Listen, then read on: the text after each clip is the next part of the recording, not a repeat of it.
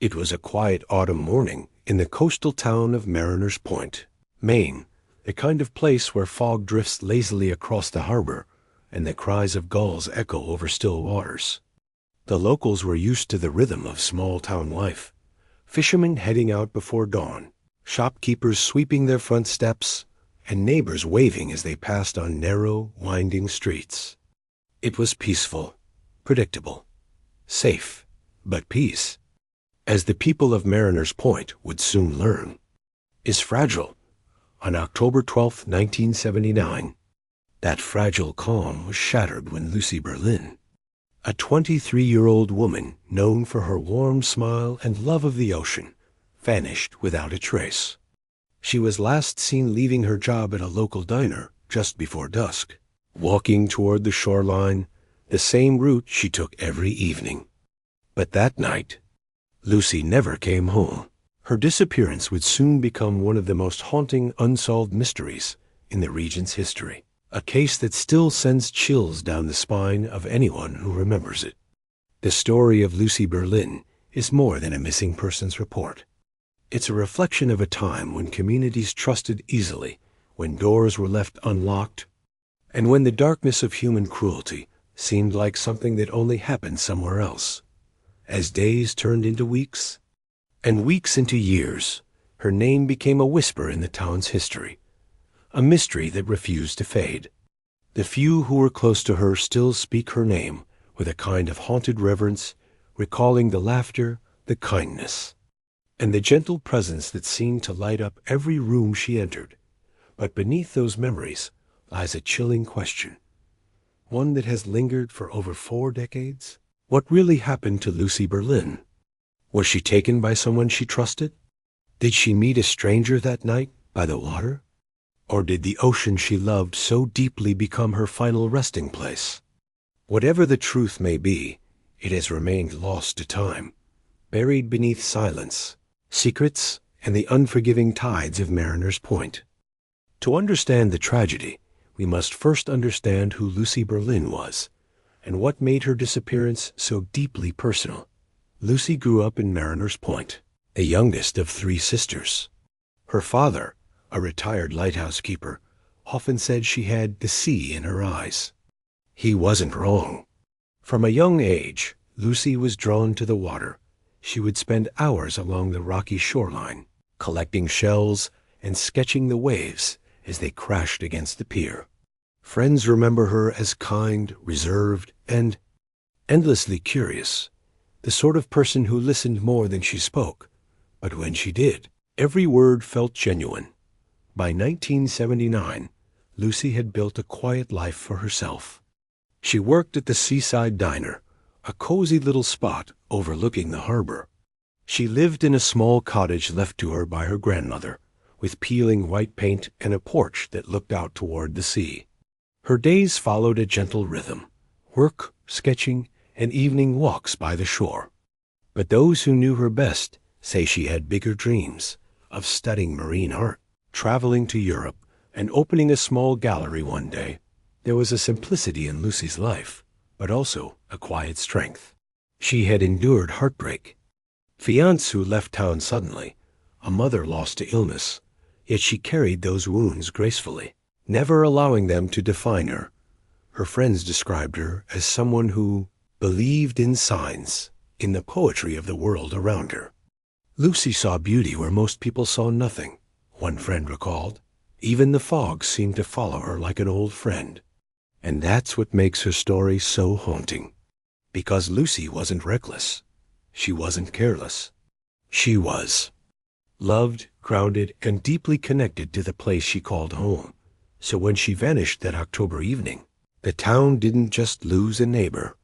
It lost something more, the quiet, enduring light that seemed to hold Mariners Point together. October 12, 1979, began like any other day in Mariners Point. The early morning fog clung to the coastline, and the faint smell of salt and rain drifted through the air. Lucie Berlin woke up early, just as she always did, and fed the stray cat that often waited on her porch. Neighbors later recalled seeing her in her blue wool sweater, walking down Harbor Street toward the diner, her sketchbook tucked neatly under her arm. At 7 a.m., she clocked in for her shift at the seaside diner, serving coffee to the early fishermen and travelers heading north. She seemed cheerful, though one co-worker noticed she was distracted, staring out the window toward the docks more than usual. Around 3:15 p.m., Lucie took her usual break and sat on the back steps with her sketchbook, doodling something small and delicate, a lighthouse, perhaps, or a child by the sea. No one could say for sure.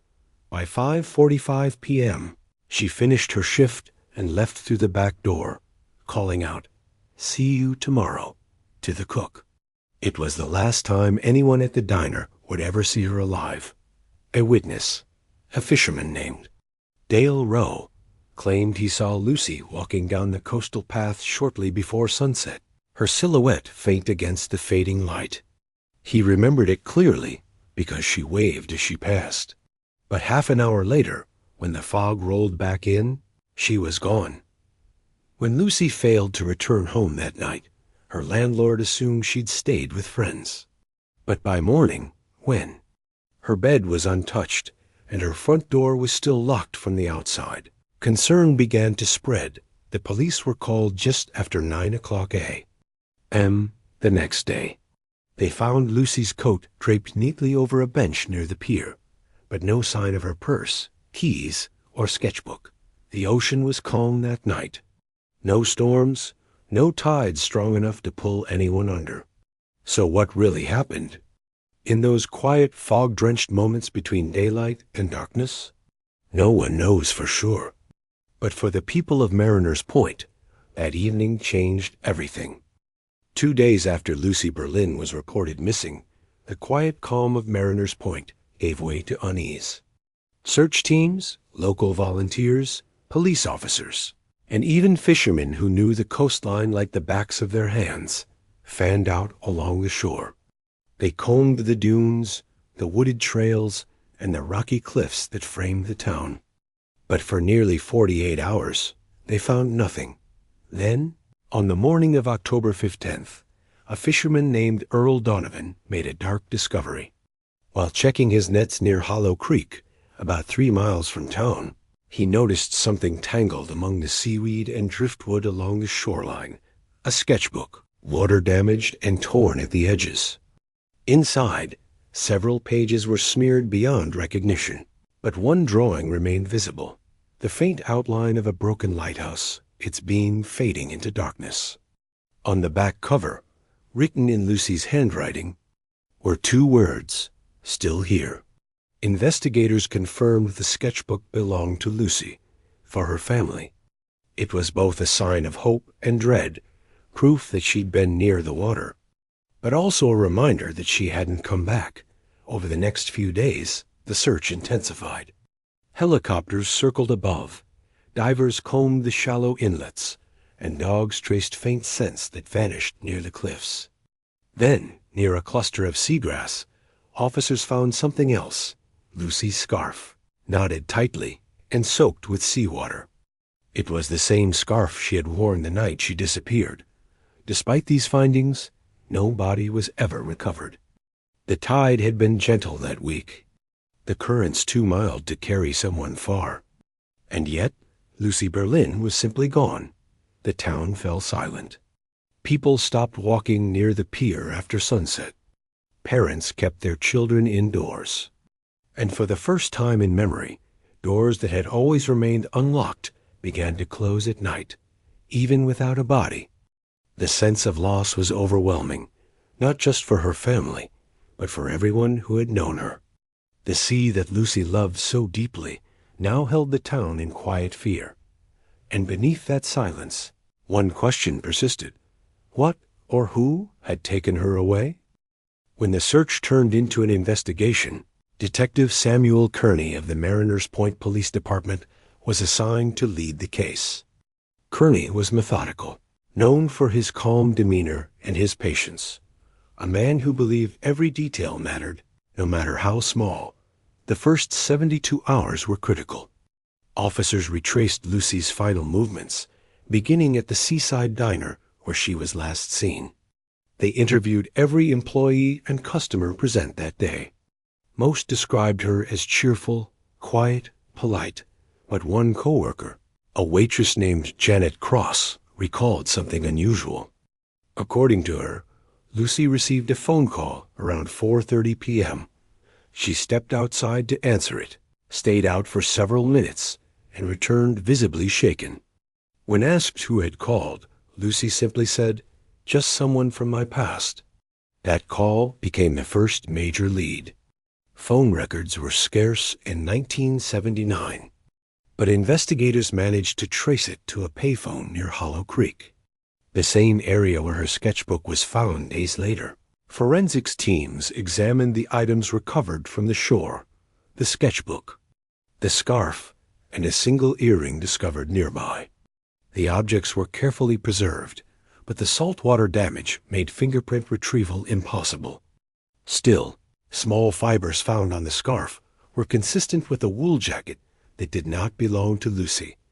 Detective Kearney began building a list of potential suspects: 3 men, each with a link to Lucie's life. There was Michael Crane, her former fiancé who had returned to town only weeks before her disappearance. Earl Donovan, the fisherman who discovered her sketchbook and had a reputation for drinking. And Glenn Parker, a reclusive artist who rented a studio near the pier and had once painted Lucie's portrait. The community, desperate for answers, rallied behind the search. Posters with Lucie's photograph, her gentle smile framed by sea-wined hair, appeared on every telephone pole. But as weeks turned into months, leads began to dry up. The official police report concluded with a single haunting line: Lucie Berlin presumed missing under suspicious circumstances. And for Detective Kearney, that word, suspicious, would linger in his thoughts long after the case grew cold. Every mystery needs a face, someone who might hold the key to what really happened. But in the case of Lucie Berlin, there wasn't just one suspect. There were 3. The first was Michael Crane, Lucie's former fiancé. He had left Mariners Point abruptly 2 years earlier after their engagement ended under unclear circumstances.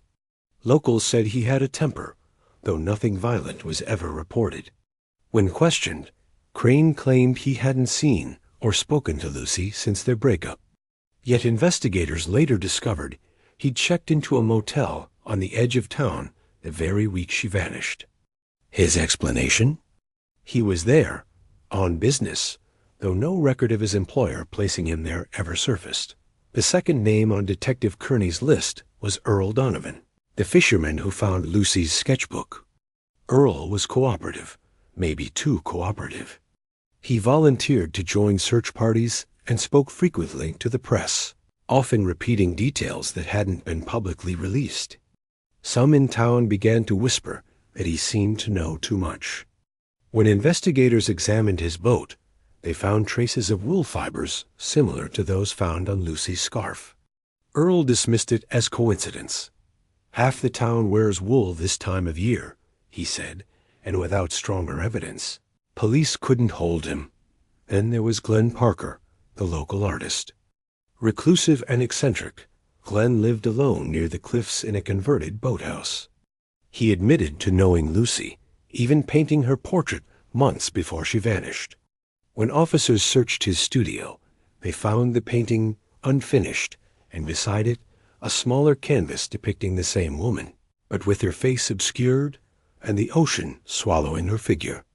Glenn claimed it was a study in grief, inspired after Lucie disappeared.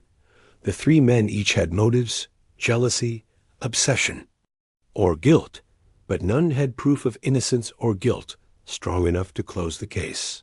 And then there were the anonymous letters that began arriving at the police station, months later, scrawled in uneven handwriting. Signed only with the initials MC, one read simply, "You're looking in the wrong place. She's not in the water." But what did that mean? And who was MC? When Lucie Berlin's disappearance first made the front page of the Mariners Point Chronicle, it was treated as a local tragedy, a quiet reminder that even small towns have shadows. But within days, the story began to spread beyond the harbor. Regional papers picked it up, then state outlets, and soon, national networks were calling it the Lighthouse Mystery. The media painted Lucie as the perfect victim, young, artistic, gentle, the kind of story that tugs at the public conscience. Her smiling photograph, the same one her mother had given to reporters, was soon everywhere, on posters, television screens, and even talk shows debating what might have happened to her. Some outlets stayed factual. Others didn't. Speculative headlines began to appear. Was the artist's muse a target of obsession? Or did a secret love triangle lead to murder? The tone shifted from concern to spectacle. Reporters flooded the town, chasing interviews with anyone who had ever spoken to Lucie. Rumors spread faster than facts, that she'd run away, that she was pregnant, that she'd joined a traveling show, or even that the cliffs had claimed her by her own choice. For the townspeople, it was overwhelming. What had once been a community search for answers became a stage for strangers. Cafes whispered theories, and every shadow near the lighthouse drew attention from camera crews. But amid the noise, something deeper happened. Lucie's story reached people far beyond Mariner's Point. Thousands joined online forums and true crime boards, sharing their own theories and satellite images of the coastline. The internet gave the case a new life, one filled with curiosity, obsession, and a sense of collective haunting, even years later. The case of Lucie Berlin continues to resurface whenever discussions of haunting true crime stories arise, a reminder that the truth, like the sea, never truly stays buried. As weeks turned into months, the once vibrant search for Lucie Berlin began to fade into a blur of false leads and unanswered questions. Every tip seemed to lead nowhere, every promising theory dissolved under scrutiny. The case, once alive with urgency, slowly began to cool. Detectives followed dozens of leads, from mysterious travelers, passing through the coast to old acquaintances with uncertain alibis. But none of it held. One man, a drifter who'd worked briefly at the docks, was briefly detained after a witness claimed to have seen him near the cliffs the night Lucie vanished. For a moment, the town braced for justice.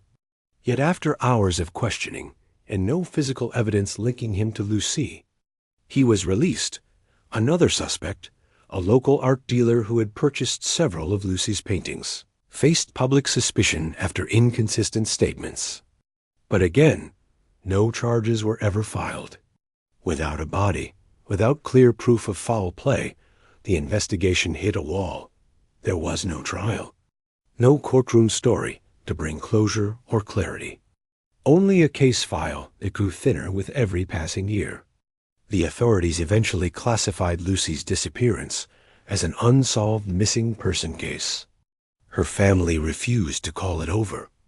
They kept her room the same, her brushes still resting on the windowsill, waiting for a day that never came.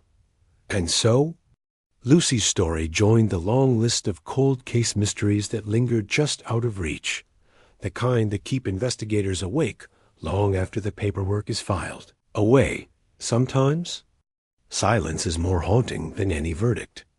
And in the quiet coastal nights of Mariner's Point, that silence still hangs heavy, reminding everyone who remembers her that not all stories end and not all ghosts fade. Even after decades, the story of Lucie Berlin refuses to fade into obscurity. Her name still surfaces in quiet conversations among locals, her portrait occasionally reappearing in true crime forums and late-night documentaries that revisit cold cases.